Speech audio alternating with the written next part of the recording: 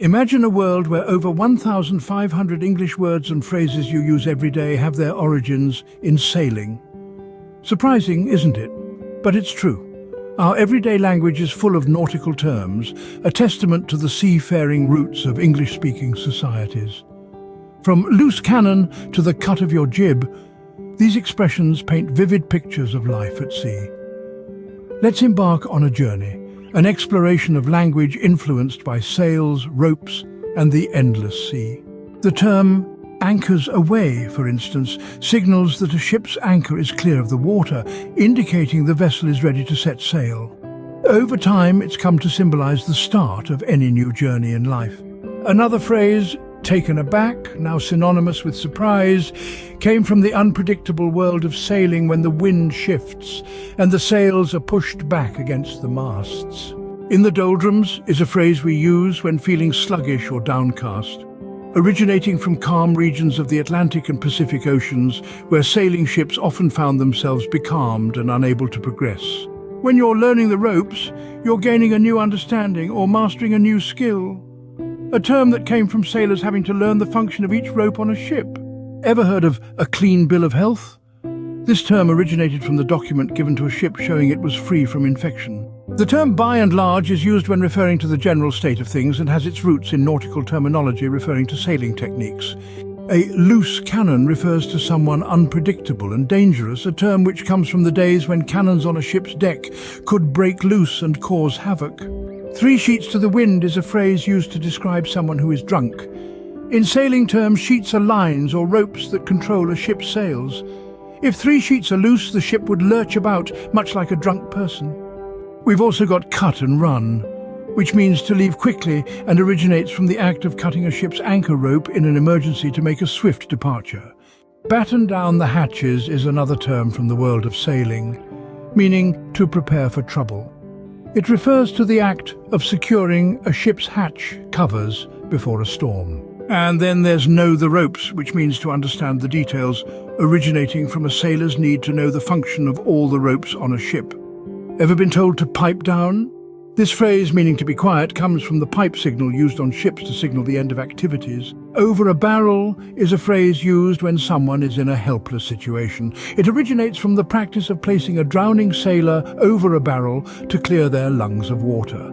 The phrase, push the boat out, meaning to celebrate lavishly, comes from the act of pushing a boat from the shore or pier into the water, often marking the start of a voyage. Ever been on the rocks? This term for being in trouble comes from a ship running aground on rocks and being in danger of sinking. Close quarters refers to a tight or uncomfortable space, originating from the small living quarters on a ship. High and dry is a phrase used when someone is left without help or support, originating from a ship that has run aground and is out of the water. Plain sailing is a term we use when something is easy and without difficulties, originating from a smooth and unobstructed sea journey. Show your true colours is a phrase meaning to reveal one's true character, originating from the custom of ships flying their country's colours.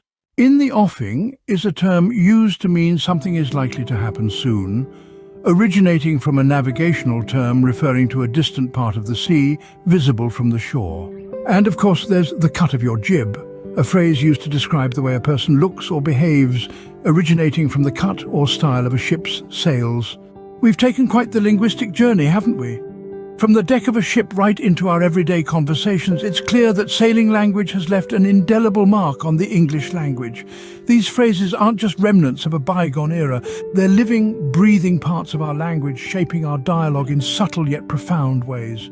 So as we wrap up our linguistic voyage, let's remember the influence of these nautical terms in our everyday language. They're not just words and phrases. They're anchors that tie us to our past, sails that propel us into the future, and compasses that guide our conversations. Next time you use these phrases, remember you're not just speaking English, you're sailing on a sea of linguistic history. Before we drop anchor on our voyage through nautical idioms, let's explore one last term that may surprise you: slush fund. The phrase originates from the practice of selling a ship's leftover cooking fat, also known as slush. The money earned from this sale would then be kept in a fund, a slush fund, if you will, acting as a reserve for the crew. Today, this term has sailed into modern usage, often referring to a reserve of money used for illicit or corrupt activities. So next time you hear about a slush fund, remember its nautical origins. It's more than just a term, it's a relic from the high seas that's found its place in our modern vernacular. Setting sail into our final nautical idiom, we find the term son of a gun. This phrase has a rather peculiar origin. It's believed to stem from the practice of women giving birth on a ship, often between the guns on the gun deck. If the paternity of the child was uncertain, they were dubbed a son of a gun. Today, the term is often used to describe someone who is tricky or deceitful. So when you call someone a son of a gun, remember its maritime beginnings. It's not just an idiom, it's a piece of nautical history that's navigated its way into our everyday language. As we navigate further into the sea of idioms, we come across under the weather. This phrase, often used when feeling unwell, has its origins in the world of seafaring. Sailors who were feeling ill due to the rough weather conditions would go below deck to protect themselves from the elements. Thus, they were literally under the weather. Today, we use this phrase to describe feeling ill or out of sorts. So, the next time you're feeling under the weather, remember its nautical roots. It's not just an expression, it's a testament to the resilience of sailors who braved the high seas. Sailing ahead, we encounter above board. This phrase, synonymous with honesty and integrity, hails from the decks of ships. In order to ensure fair dealing during transactions on board, all hands had to be kept above the deck in plain sight, thus the term above board. This was to prevent any underhand dealings. Today, the phrase is used in various contexts to denote transparency and honesty. So when you're dealing above board, you're dealing with integrity. A nod to the sailors of yesteryears who valued fairness even on the high seas. Remember, when it comes to being above board, it's all about being open, honest and visible. Sailing further into the sea of nautical terminologies, we find ourselves at the bitter end. If you've ever heard someone say they're at their bitter end, they're essentially telling you they've reached their limit. This phrase has its origins in the world of sailing, where the bitter end refers to the final part of a rope or chain, especially the end attached to the vessel's bitts, hence the term bitter end. When you're hauling in a heavy anchor and you've reached the bitter end, there's simply no more rope to give. Today, the phrase has found its way into everyday language, used to denote the point at which one can't or won't continue any further. So when you're at your bitter end, you've reached your limit, a phrase that takes us back to the strenuous and demanding life of sailors of old. From the bitter end, we sail right into another fascinating nautical term, chock-a-block. If you've ever heard this phrase, it's used to describe something that's extremely full or crowded. The term chock-a-block has its roots in the maritime world, where it refers to the blocks of a pulley system on a ship being jammed so tightly together that they couldn't be moved. Imagine the ropes and pulleys on a ship strained to their maximum with cargo or sails, giving no more room for movement, and you've got a situation that's chock-a-block. Today, we use this term in everyday language to describe anything that's packed to capacity or overfilled. So the next time you find yourself in a crowded place or facing an overflowing schedule, you could say you're chock-a-block, a phrase that takes us back to the tightly packed and bustling life on the decks of old sailing ships. As our voyage through nautical language approaches its end, we hoist our final term, sailing into the sunset.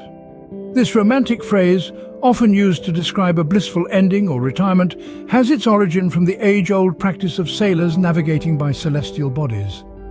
When a ship sails westward, it appears to follow the sun as it sets, hence sailing into the sunset. This term has found its way into literature, movies and music, symbolizing a happy ending or the beginning of a peaceful, relaxed phase of life. As we wrap up our journey, remember, every time you use these nautical phrases, you're not just speaking. You're echoing the voices of sailors from centuries ago and keeping alive a rich, vibrant part of our linguistic heritage. So, as we sail into the sunset of our video, we hope you've enjoyed this voyage through the sea of nautical idioms. Keep these phrases shipshape and Bristol fashion, and you'll never be all at sea in your conversations.